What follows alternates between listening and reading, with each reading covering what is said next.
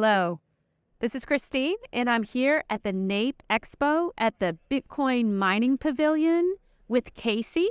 Casey is the founder and CEO of Clean Incentive, and I'm really looking forward to talking to him today about his product. Casey, thank you so much for taking the time to join me today. Thank you, Christine. So tell us a little bit about Clean Incentive and how it relates to a conference on energy. Yes, well, I founded a company last year to incentivize the use of renewable energy and to quantify the amount of methane that's being abated and being captured and prevented from going into the atmosphere by these Bitcoin miners. Whether that's abandoned, natural gas wells, flared gas, landfill gas, and then also on the grid-connected side, any use of renewable energy, any low-carbon energy sources for Bitcoin mining. I want to tell that story and let the world know, and if I can, help Bitcoin miners capture a premium for this type of energy source or this type of impact on the environment.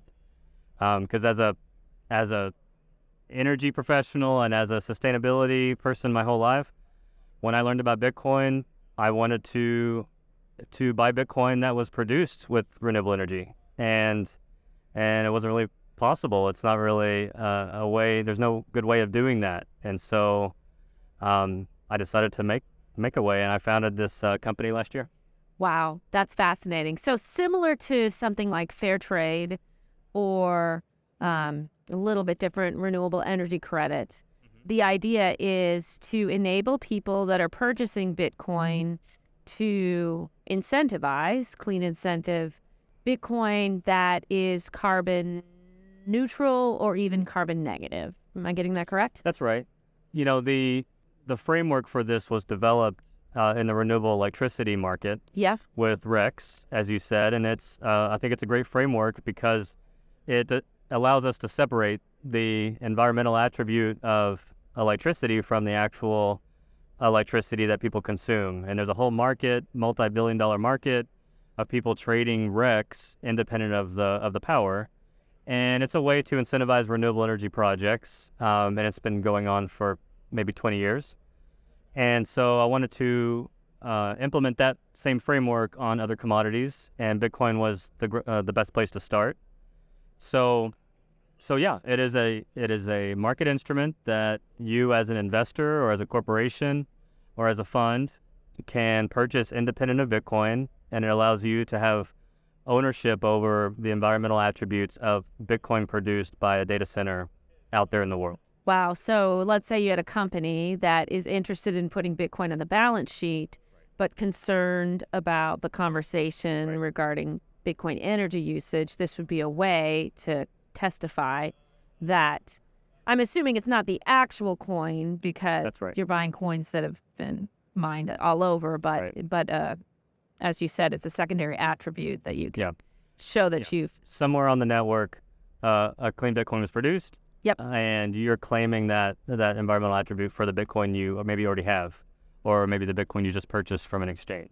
So tell us a little bit about the process of creating these credits or these certificates that go coin. How is it related to the actual miners themselves? Do they get a piece of the profit that comes from the money that's sent that direction? Yeah, absolutely. So we partner with the miner. We sign an exclusive license to tokenize their data and to use their data for this purpose, so no one else can claim it. We perform an energy audit at the data center. So if it's a grid connected miner, we follow some of the standard methodologies out there from using greenhouse gas accounting. And then we take that audit and we publish it on the blockchain, and we create tradable certificates that these investors can purchase. But the link to the audit is always available. So unlike RECs that have a central authority like ERCOT or like the state governments to be the central authority to that we can rely on, that these generators are actually producing clean electricity. I believe in the decentralization and the ethos of blockchain, which is to not trust but verify. So we're putting this energy audit on the blockchain for all to see and it's always linked to the individual certificates that people can own. Very interesting. They can just kind of click on it, and it goes right to That's the right. miner that, That's right. and then The revenue does go back to the miner as a royalty payment. nice. To do what you were saying earlier, which is to incentivize, create that financial feedback loop, so we can create a revenue stream for this this data that these miners have, this energy source that they're using, to incentivize more clean energy use or more flare gas, landfill gas type activity that's good for the climate. You mentioned fair trade coffee or other type products that have a premium based on the carbon impact or the labor practices. Bitcoin should be no different. And I think the reason why it's been difficult in the past is that no one really wants to mess with the fungibility of Bitcoin. No one really wants to label some coins better than others or different than others. Exactly. So I think the REC model that we're applying to Bitcoin is the correct solution for this problem. That's interesting because you and I have known each other for a little while, and that is one of the concerns that I've heard people voice is you don't want to tag the Bitcoin. You don't want to make some more desirable than others. And so you have a workaround for that, which incentivizes the clean mining, but also doesn't mess with the fungibility. And what kind of miners are you working with, and what kind are you looking to work with? So Right. I assume solar, wind, geothermal, and then stranded gas. What are... Yeah, so the miners on the platform today are hydro miners. We have one in Canada that we're using for our product launch later this quarter. We'll have our first batch of certificates available from a hydro miner in British Columbia. But really, any Bitcoin miner that is behind the meter, has a PPA with environmental attributes sort of built in, any miner that's purchasing RECs, of course, the flare gas or the landfill gas, those types of operations are carbon negative because of the amount of the amount of methane that's being avoided. We do it on a case-by-case basis, and we help. We do work to help evaluate what their claim is, because there is a lot of confusion about how you can claim electricity being green. And some miners we've talked to think they're using clean energy, but in fact, they don't really have a claim to it because they're PPA or because of just the way the market works right now. You either need to have RECs or you need to have a PPA if you're a grid miner to really have a claim to renewable energy use. So we're trying to help miners sort that out. I do also want to champion this notion that Bitcoin miners can be located with renewable energy on the edges of the transmission infrastructure where other loads cannot be. And so in some ways, the greenhouse gas accounting shouldn't really be the same between these types of loads. So also trying to work with the system to fully tell Bitcoin's story of how it works well with renewables and how it works well with these remote gas wells that don't really have a solution to their flaring problem or whatever problem they have. So Bitcoin has a lot to offer there. Yeah. And you brought up an interesting point about carbon negative and carbon neutral and how stranded gas, it's cleaning up the environment because obviously if you're venting, it's all going into the air. But if you're flaring, you're still only getting 91%, right. I think. And methane is, 25 times more potent than carbon. And so you have a way of translating that into... Yeah. I think it's important to note that we use an independent audit service to quantify the carbon impact, and so our company is not really conflicted or is in a position to overestimate the amount of savings. And so there are methodologies out there like you're alluding to, which is taking the combustion efficiency of flares and measuring how much gas is going to these generators and quantifying the savings. Yeah. That's fantastic. So tell me a little bit about your background. What brought you to this space? Do you have a history with clean energy prior? Yes, I've been in the business about 18 years. First half was all engineering work and manufacturing operations. I pivoted to data science for the second half of my career, and so I've been in the renewable electricity business that whole time.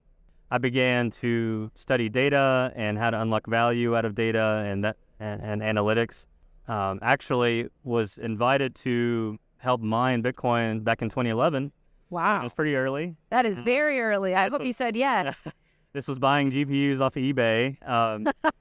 Unfortunately, I thought my money would be better invested in gold and silver at the time. So I did that, and I ended up selling that gold and silver 10 years later for about the same price. So, but I'm not bitter about it. I rediscovered Bitcoin through Bitcoin mining just a few years ago, and that's when I decided, with my data science background, that there was a way to package this data, this good story that these Bitcoin miners are doing, in a unique way. It's so great because, as I've mentioned with a couple of my other guests today, so much in this space is about education, right? And there's a lot of misinformation or half information out there. And so the more that we can just present the whole story, and I think that what you bring is a beautiful piece of that, because we talk about how Bitcoin is actually helping clean up the environment in many ways, but it sounds like what you're doing is a way to make it quantifiable, and even from a third party, coming in and doing the audit. And Right. That's right. I mean, Bitcoin doesn't have a marketing department. There's no one that can really compile the stories of all these miners into one real good place that's also independent. I'm not a sort of insider into Bitcoin, and like some of the industry groups are, and I think that allows us to tell the independent story of what's happening in a unique way. I also think that most people's first pass at Bitcoin is that it uses too much energy. If there's a second pass, they think that, okay, well, maybe using energy in the right places is a good thing, and maybe turning off these data centers at the right time is a good thing. But very few actually spend the time to really understand that if Bitcoin's electricity consumption coupled with renewable energy in the right sections of the grid can actually support renewable prices. Because that's one thing I saw from being within the renewable business, is I saw a lot of wind farms and solar farms negatively priced, heavily curtailed, not utilized, stranded by insufficient transmission lines. And so if I can do anything to encourage miners to co-locate or to solve and address that problem, that type of electricity consumption is actually a good thing, because these renewable energy projects are just they're not fully utilized. And so you can pass stimulus at the federal level to encourage renewable generation all you want, right?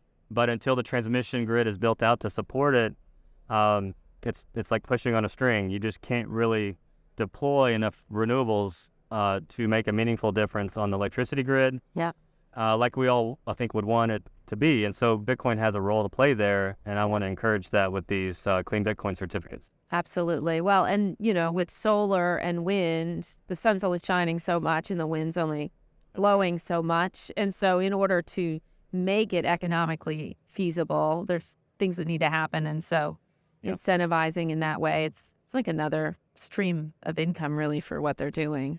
Yeah. I mean, it's characterized as like a buyer of last resort, or like a supporting the floor price of electricity prices at these locations that are far away from load centers. And I think with these renewable companies and most energy companies are going to wake up to the fact that this is a flexible, pretty convenient, addition to their projects. And hopefully it changes project finance and the way projects are developed moving forward. When maybe it makes sense to build a 200 megawatt wind farm instead of a 100 megawatt wind farm, because you have this flexibility with these data centers. Right. So will you stop at just Bitcoin, or are you looking at other commodities? Is there a market that's bigger than even just the Bitcoin space? Well, I mean, what the blockchain enables and what these NFT type technologies that we're implementing allow for is the capturing the digital property rights, if you will, of data. And so obviously the energy attributes of a Bitcoin data center and capturing that for investors is one form of that. But the same thing can be done for green hydrogen, blue hydrogen. Somebody needs to validate the energy sources to electrolyzers, just like you would for a Bitcoin data center. There's also a role for responsibly sourced natural gas, which is, for those of you who don't know, it's gas with methane sensors that make sure there's no leaking taking place at these wells. Carbon capture, utilization, and storage is another area where we can tokenize this data. So really, it's a new paradigm in terms of how ownership can be thought about with data. Yeah. I mean, the ledger is not just a distributed database, but it's actually a way to really assign ownership of data, similar to what you're seeing in music royalties, internet domain names. It's really important that there's only one owner, or that the ownership is very clear. So I believe the same thing can take place with these attribute certificates, and Bitcoin's the start of that. Wonderful. Well, Casey, thank you so much for taking the time to sit down with me today. And we're going to have the information of how to contact you on the bottom of this video, but really excited about the work that you're doing and wish you all the best. Thank you for staying. Absolutely. For those who aren't subscribed yet, please like and follow us for more content like this about what's happening here in Texas and around the country and the world, even in the blockchain space. Hey everybody, Ryan Harper. I'm sitting at the NAPE Summit 2023 here in Houston, Texas at the TBC Pubject Power podcast booth. And I just wanted to give a couple of updates about the summit and what we have planned. We just went live with our ticketing, and I just sent an email out to, 5,000 plus people to get early bird ticketing. But that's not why I wanted to do a video. One of the things I wanted to convey is what we have planned, what we have aspirations to be, and how we see the summit being moving forward. The last 2 years have been amazing events, and it's been centralized around Texas, centralized around policy, and great efforts in Austin, Texas. Moving forward, we want to have a much bigger footprint. We're going to be in Fort Worth in November 15th and 16th. We're going to be at the convention center. We're going to have a trade show floor. We're going to have speakers that you didn't think that we could get. We have aspirations to get some high quality, high profile people, both in policy, both in political world, and in the Bitcoin blockchain digital asset space. We're going to have workshops, we're going to have startups, we're going to have universities, we're going to have nonprofits, we're going to have opportunities for startups to pitch their products. We're going to have opportunities for nonprofits to kind of showcase what they're doing, their social initiative. Our goal is to include everything that enterprise, blockchain, Bitcoin, digital asset space would want in an event. Bitcoin Miami is amazing. Consensus is amazing. Both of those events have 20,000 plus people, but both those events are probably more of your retail space. Our goal is to make the summit the premier policy, Bitcoin, blockchain, digital asset space for everyone across the country. If you're an enterprise, if you're professional, if you want to do deals, if you want to make real change, the summit is where you need to be. This video was supposed to be 30 seconds. You're welcome. Anyway, we look forward to giving you more updates, and we'll see you at the summit.